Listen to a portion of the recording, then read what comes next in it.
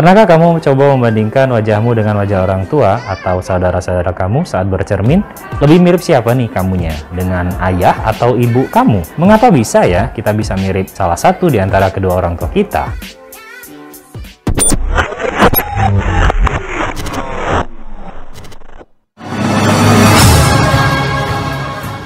Assalamualaikum warahmatullahi wabarakatuh. Tadi pun, perkenalkan saya Angga Prayoga dari SMP ITA Raihan Bandar Lampung. Pada kesempatan kali ini, saya akan menyampaikan materi untuk KD 3.3 berkaitan dengan menerapkan konsep pewarisan sifat dan pemuliaan makhluk hidup. Baik, di video pembuka tadi kita sudah menyaksikan bagaimana ada seorang yang kebingungan memikirkan bagaimana dia lebih mirip pada ayah atau ibunya. Tapi sebelumnya izinkan saya menyampaikan ada dua sifat. Yang pertama sifat yang nampak dan sifat yang tak nampak. Sifat nampak kita sebut sebagai fenotip dan sifat tak nampak sebagai sifat genotip. Sifat fenotip ini misalnya seperti warna rambut, warna kulit, bentuk mata, bentuk bibir, dan segala macamnya. Lalu sifat genotip ini adalah sifat-sifat yang tak nampak, misalnya adalah golongan darah. Lalu bagaimana sifat ini bisa diturunkan? Sifat-sifat ini diturunkan dari ayah dan ibu melalui peleburan sperma kepada ovum tentunya, dalam proses yang namanya fertilisasi. Kita kenal bagaimana sperma dan ovum keduanya memiliki inti yang di dalamnya lagi ada yang namanya kromosom. Nah, peleburan antara dua kromosom dari sperma dan ovum ini mengakibatkan pembentukan zigot. Selanjutnya, di dalam kromosom ini ada gen. Kita kenal gen adalah faktor pembawa sifat keturunan.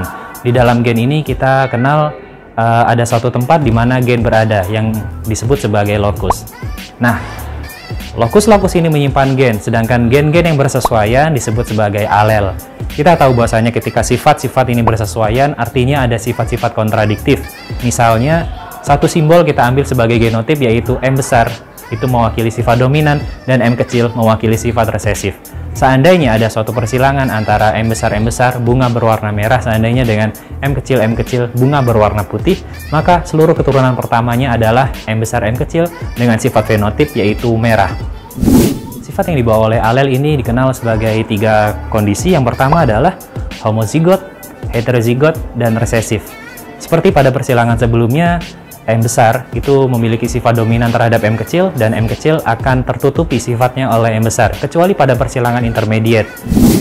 Baik semuanya, cukup sekian sepertinya pada pertemuan kali ini. Mohon maaf lahir batin atas segala kesalahan, dan terima kasih atas segala perhatian. Segala kelebihan datangnya dari Allah SWT, dan kekurangan dari pribadi tentunya. Mohon maaf lahir batin, sampai jumpa lagi. Assalamualaikum warahmatullahi wabarakatuh.